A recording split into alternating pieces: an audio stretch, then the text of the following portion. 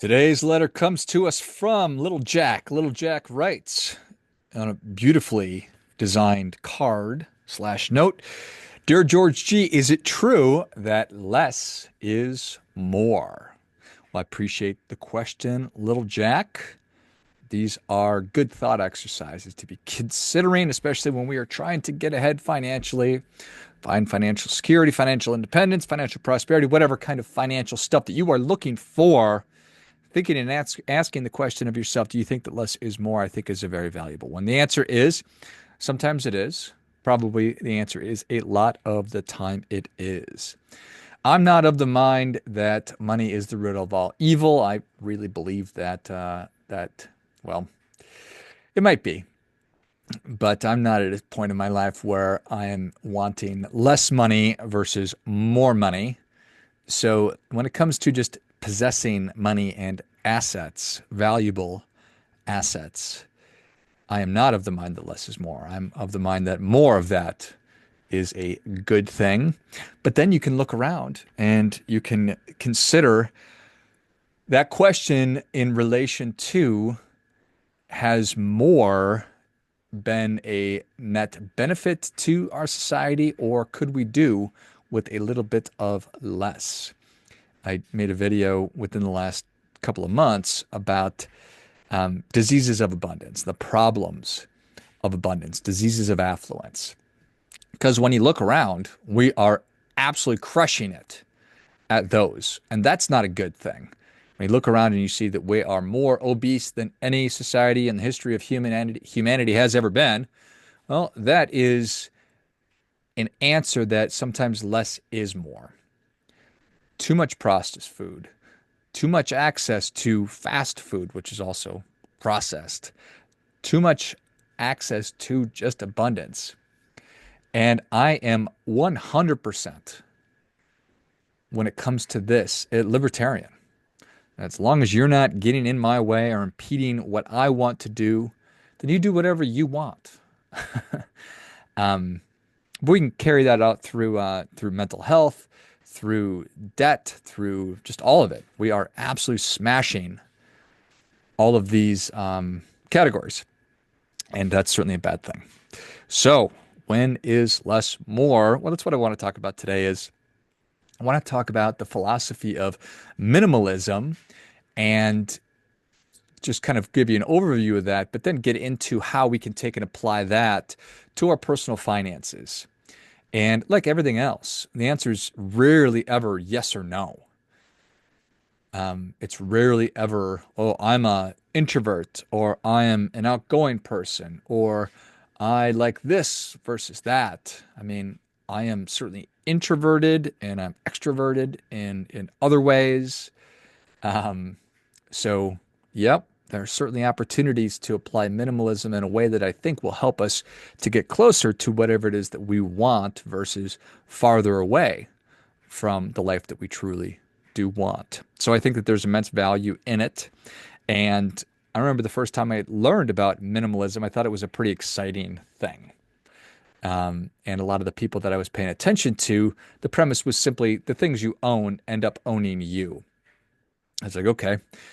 It was a time in my life where I think I was in my early 30s and I'd gone through the phase of, for lack of a better term, excess, just wanting to consume things, wanting to dress really flashy, wanting to have nice watches and cufflinks and nice cars and just to kind of be a flashy guy. And that's fine.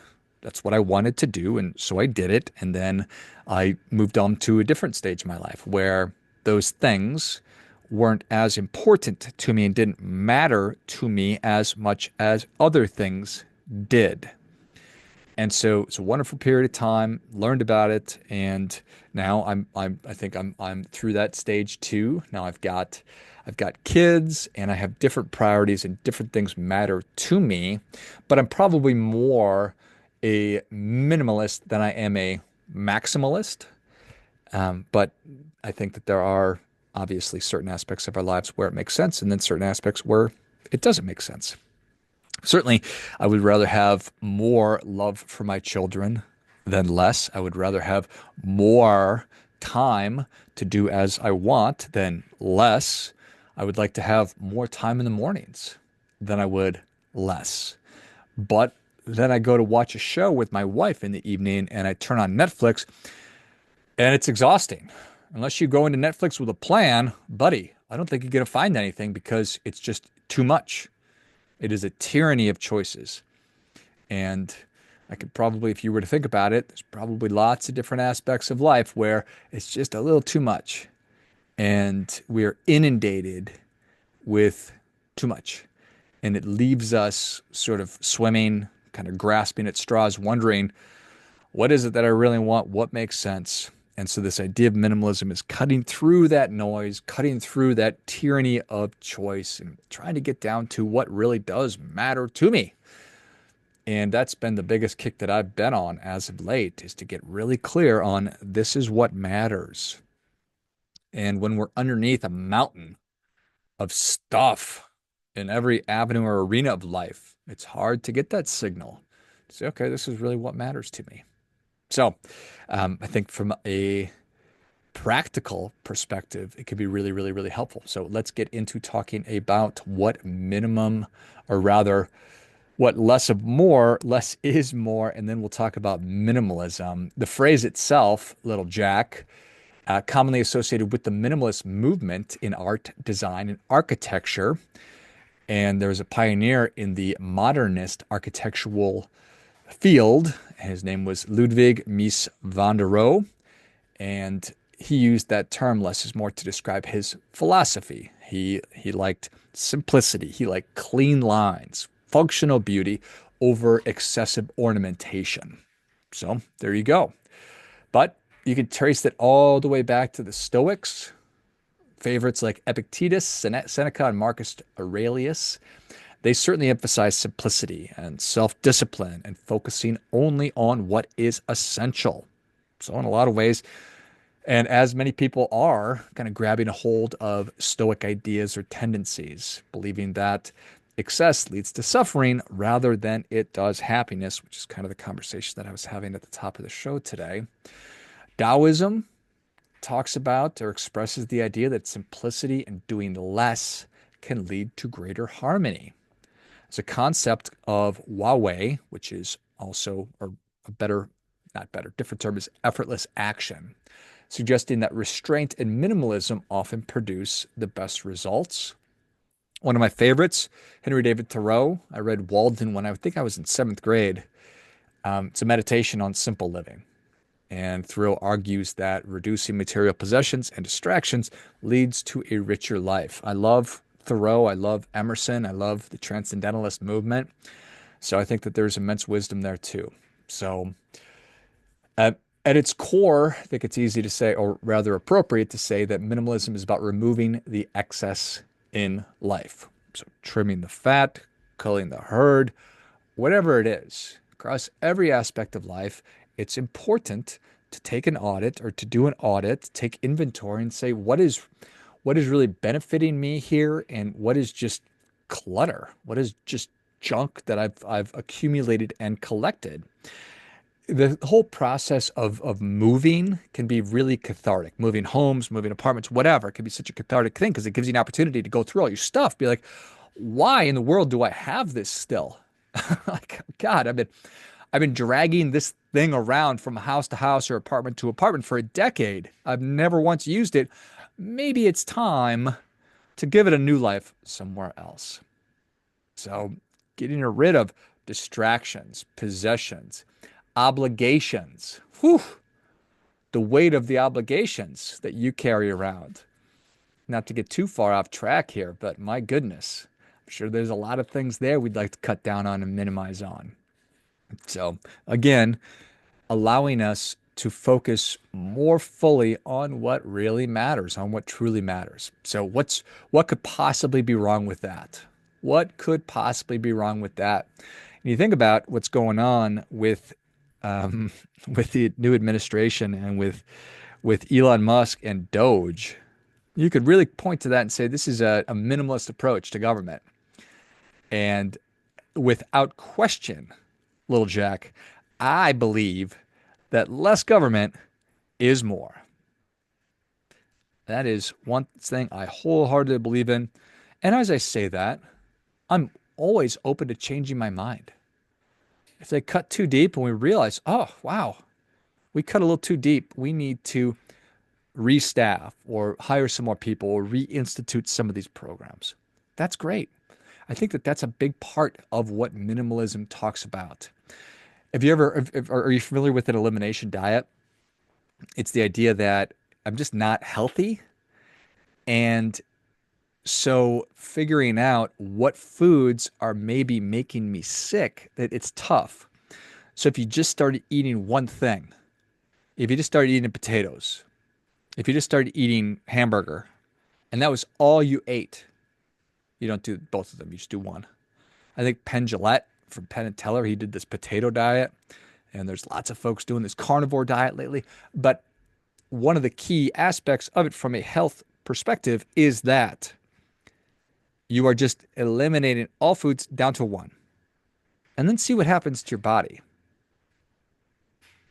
And then you can add things back in slowly over time. So if I'm just eating steak, I add in broccoli. How's my body doing? Is my body responding to that? Yeah, I feel great. My intestine or my gut is healthy again. My skin is healthy. I have more energy. What if I add back in rice to that? Okay, let's see how I feel about that. Okay, let's add bread back in. And then you realize, oh, look at that. I feel like crap again since I started eating bread. Maybe that's the problem. There you go. So I think that as you look and think about less is more, where is less more, and is there a benefit in just pushing this crap off the table into the garbage can and just seeing what am I missing? What could I add back in? So all that stuff adds real value. Another key component to minimalism is intentionality. So just be really intentional with what it is that you're buying, the things that you're doing, the relationships that you have. Is this person, is this thing aligned with what is most important to me? If they are, okay. If they're not, or you're not sure, if there's red flags, say no. Opt out. Certainly, decluttering is a key component to this, getting rid of stuff, digital stuff, mental stuff, people, food, everything I've been talking about. We're going to talk about money, but I think it's all going to provide you with a little bit more freedom and flexibility when we have fewer things to maintain, fewer things to think about, fewer things to you're obligated to. I think that's a good thing. I think it'll lead to things that are or a lifestyle that's more sustainable to you. And when I say sustainable, I don't mean like green. I just mean sustainable for the fact that it's not going to absolutely exhaust you slash burn you out slash drive you crazy. It's a little easier. So lots of different kinds of minimalism. We've been talking about actual your physical house. We're going to talk about financial minimalism here in a minute, but digital minimalism, lifestyle minimalism, all kinds of different things. I think that when you do clear the deck and you get down to the point of I am only focused on things that are of value or that are getting me closer to the life that I want, I think that you'll find that you get a lot. You'll increase your mental health. You'll be less stressed out. You'll be less anxious. I think that you'll find financial security, maybe even financial freedom. I think that you'll just have more energy and you'll be a happier person. Now, all that being said, I am not a monk. I have not taken a vow of poverty. So I'm not talking about depriving yourself. I'm talking about focusing on the things that are of greatest value that you really enjoy. And those things could cost a lot of money. So great. Just talking about getting rid of the crap that you don't like, that you just keep around because it's a habit or you're in it's just a pattern.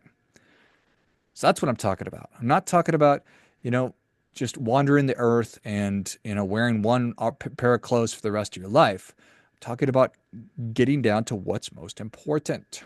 So let's talk about money. Let's talk about how minimalism and less is more can maybe get you a little closer to the financial life that you are looking for. So let's talk about some habits. Simplifying your spending and financial decisions. I think that that's a big key part of this. Let's simplify it. Let's get intentional with how it is that we are interacting with our money. And any good conversation about this is going to have part talks about needs versus wants.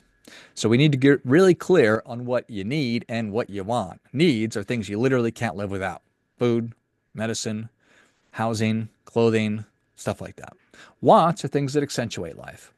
I'm not saying get rid of the wants. I'm just saying let's take an inventory and see where we're at and if these things are still serving us.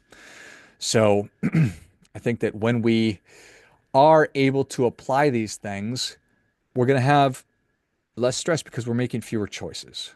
We're going to have more money because we're making better choices. So let's go through these habits that I want to share with you. Number one is you need to track your spending. It's the most basic thing in the world, but most people are not tracking cash flow.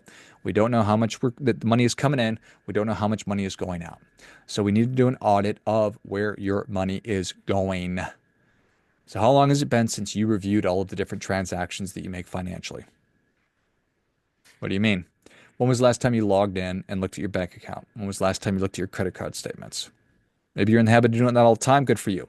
I was not. I was terrible at this in my 20s. So, got to do it. So, however long it's been, log in, look at every transaction. You're going to find stuff. You're going to find stuff that you forgot about, and that's an opportunity to get rid of it. You're going to find stuff that you not using, and you're like, oh, maybe I could get rid of this. Get rid of it. And if you miss it, like we talked about, add it back in. But you're also going to find stuff that just shouldn't be there at all. So it's a good worksheet to do. It's a good exercise to do, rather. So tracking it, looking through it, make it a monthly habit. And once you're doing it consistently, you can switch to quarterly. But as you're getting started, I really advocate that you do that on a monthly basis. We need to prioritize our expenses. Just the very nature of priorities means that one thing is going to be more valuable than everything else. And then the next thing is going to be more valuable than everything else. And then the next thing is going to be more valuable than everything else. Not everything can be the most important thing, fundamentally. So we need to make the decision on this is the most important thing. This is next. This is next. And you take care of the most important thing first, then that. And we don't concern ourselves with any other crap down there. We're putting ourselves first. We're putting our priorities first. We're putting our loved ones, our family first. We're putting ourselves first, which is exactly where it ought to be, especially when it comes to money. When it comes to your physical health and your mental health, all those things too. You and your loved ones, God, whatever you're focused on, what is most important? You decide. That'll help us make better decisions. When you have decided this is the hierarchy of stuff that's important to me, then it becomes easy to say no to things. No, no, no. Hey, can you contribute? No. Hey, can I? No. Sorry. It's not in the plan. It's not in the budget. However you want to talk about it. That's not part of my financial plan. So we have to do that. So the idea that we are focused on too many things where it's a quantity thing versus a quality thing. We are right now under assault because there are algorithms and bots and everything else following us from screen to screen, listening to our conversations, and then feeding us ads.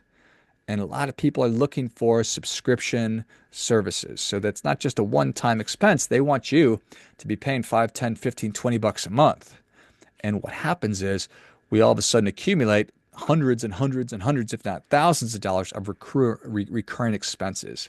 And a lot of this stuff we're just not using, or it's not of enough value to us. So focusing on quality and stuff you really use versus quantity, I think it's such a frustrating thing.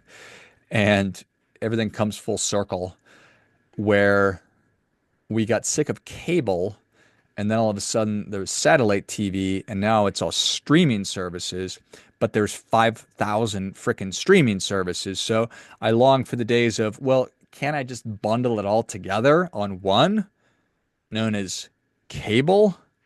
So it's just funny how it all works. And it's okay to not have all the streaming services. If you've not heard that or you hadn't thought that, you don't need to do that. You don't need to pay for all of them. In fact, doing so will put you at financial risk. Maybe not just that, but you get the idea. But you get the idea. So think about again, top priority. And if your top priority is having all the streaming services, well, I advocate that you reevaluate your priorities. But whereas, unless you're doing the number one priority, you're executing on that, well, then you shouldn't be worried about any of this other crap because we're not getting where we want to go. But it's your priorities. They are not mine. But just briefly, if you are currently in credit card debt, if you don't have a minimum of 3 months worth of living expenses in cash, I advocate that you have six. But if you don't have three, well, we've just identified your top two priorities. Stop doing everything else until you take care of these two things. Get 3 months at a minimum worth of expenses saved up, get out of credit card debt, and then figure out the rest later. But if you're doing those things, I would take a very, very, very minimalistic approach for however long it takes you to get out of debt and to get a positive savings account, emergency fund, cash on hand built up. So that would be my advice there. From a minimalist standpoint, another good habit is to automate all of your savings, all of your bill pay.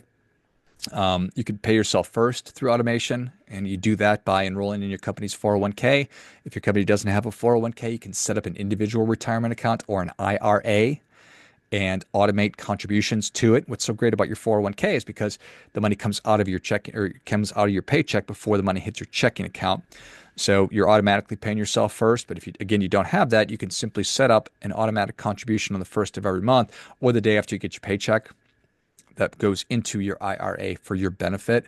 And I'm sure that you're already automating a lot of your other savings and investing. If you're not, it's a big opportunity. So it's just taking some of that stuff off your plate.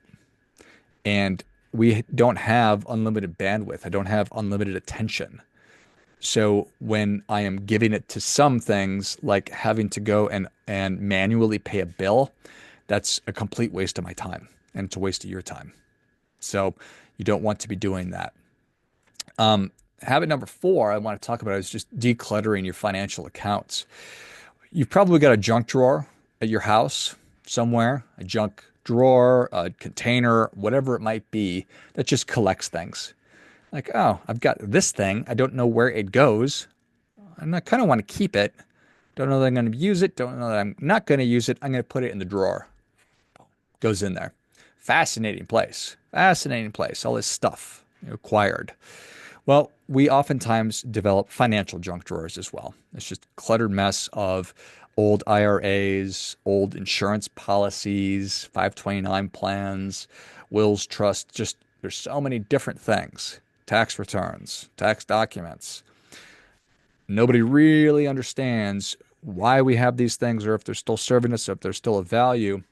Decluttering all this stuff, going through all of your finances, getting a clear accounting of all of them, consolidating accounts. If you've got a bunch of IRAs, you can move them into your existing 401k, or you can combine them into one IRA. You don't have to do that, but again, it's just extra headspace.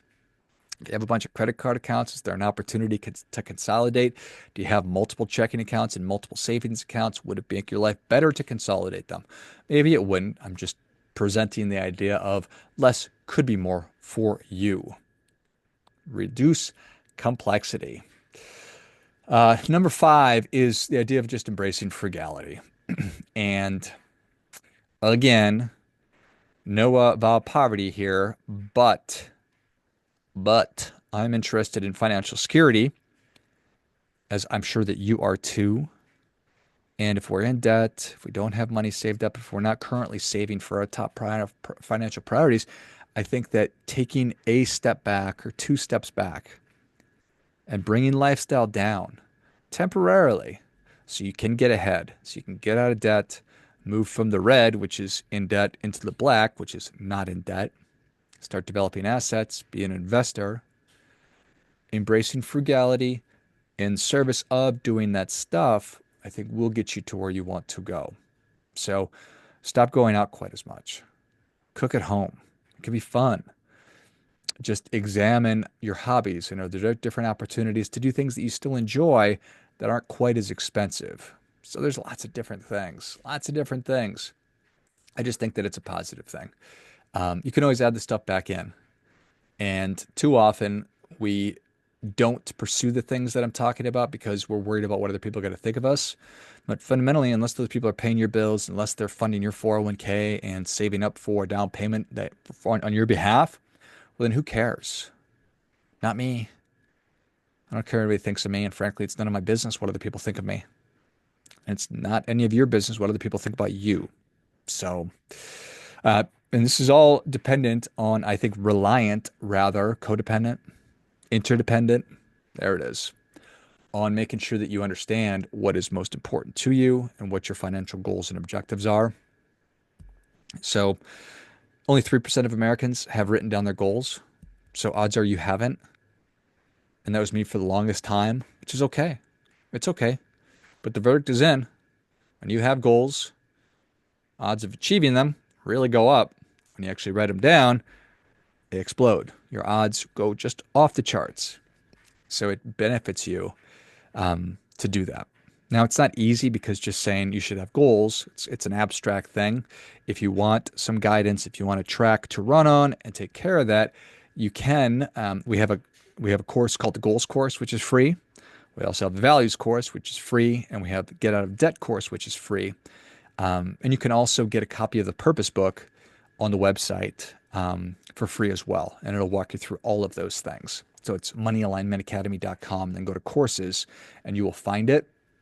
So that is an essential thing. You have to know where you're going, because just cutting expenses and reducing lifestyle for the sake of reducing lifestyle or cutting expenses is not sustainable.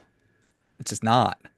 You need to get really clear on this is what I want, this is where I'm going, and this is what matters, and then this is what must be done in service of what matters. And then you execute it, and you consistently review these things. So, what do I want? Well, I want financial peace of mind. What do you want? You want financial peace of mind? You want to get rich? Whatever you want, it's available to you. I think that you're 100% worthy of it. You're even deserving of it, but none of us are entitled to it. So we got to get to work. And I think that adopting/embracing some of these minimalistic ideas can help it to get to where it is that we want to go, or at least a little closer to it. So I don't know which one resonated with you, or if any of what I'm talking about resonated with you. I hope that some of it did. Some of it did. I've got a free downloadable minimalist budget template that will help you get started. You can click on that in the notes. Little Jack, thanks for the letter. It's really, really kind of you. And hopefully I answered your question, what I think about less being more. And I'm always welcome your input from everybody. If you have a question or want to engage with me or have a conversation, you know where to find me. Certainly click one of the links below and it'll take you right to me. So, as always, friendly reminder, there's never going to be anybody more interested in your financial success than you are, brothers and sisters. So act accordingly.